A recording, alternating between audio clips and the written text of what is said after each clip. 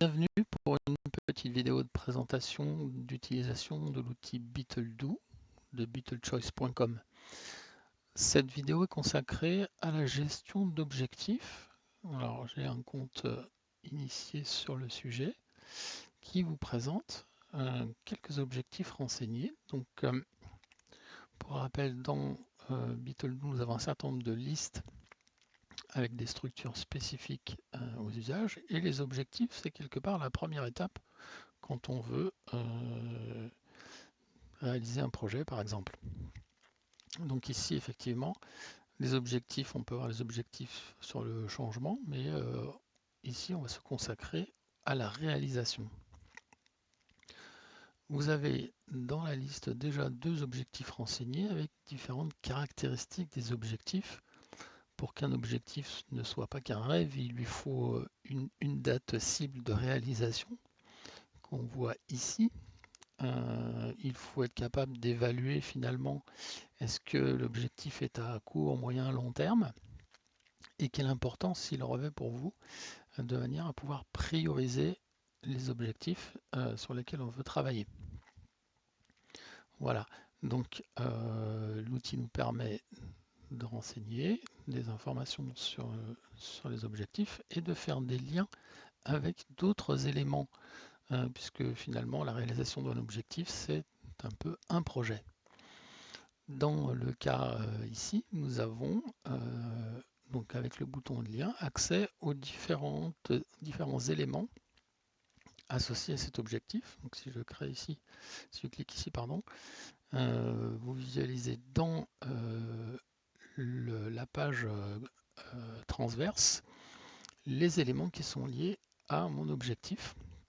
Et en l'occurrence ici, j'ai décrit une tâche récurrente qui consiste à identifier périodiquement des nouveaux contacts à établir. Et puis, à titre d'exemple, quelques réalisations. Donc une qui est effective, c'est l'inscription dans un club, par exemple un club d'entrepreneurs. Et puis la programmation, par exemple, d'un meeting avec des nouvelles personnes. Voilà, ça vous donne un petit aperçu de la possibilité de l'outil, définir les éléments indépendamment et d'avoir une vision en fait de liaison du pourquoi on fait quelque chose jusqu'à différents éléments qui constituent la réalisation. Alors si je reviens ici, je vais faire un petit exemple supplémentaire en ajoutant un objectif qui pourra être la réalisation d'un produit.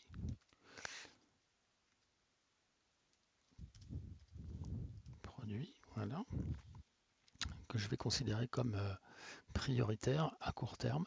Donc je vais lui positionner quelque chose d'important, voilà. Et puis j'ai pas encore commencé, donc on se contente de ça. À partir de là, je vais vouloir ajouter une première action qui serait l'identification du besoin auquel répond mon produit.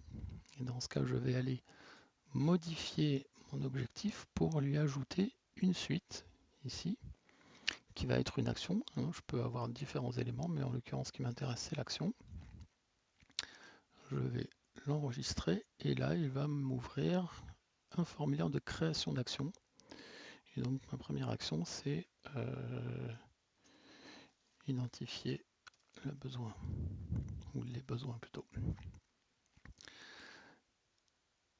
Quelque chose qui va aussi être urgent et qu'on va décider de faire très prochainement à hauteur de, je ne sais pas, par exemple, mi-mars. Voilà, j'enregistre. Et là, on se retrouve sur la liste des actions avec notre action d'identification de besoin,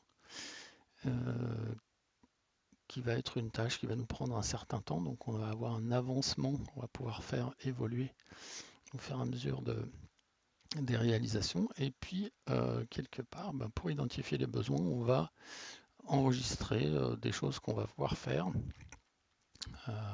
Par exemple, en ajoutant la suite de mon action qui serait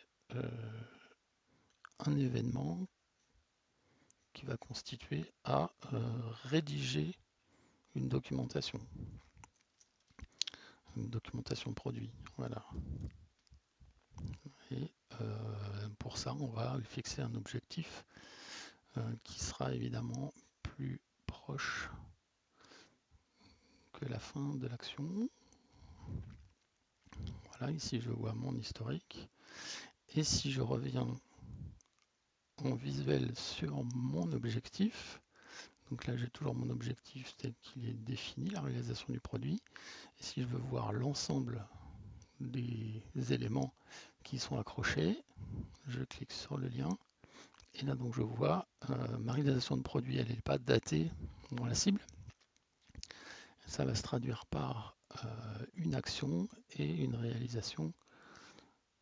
Voilà, ça vous donne un petit peu la capacité de l'outil à décrire l'ensemble de la démarche que vous allez pouvoir suivre.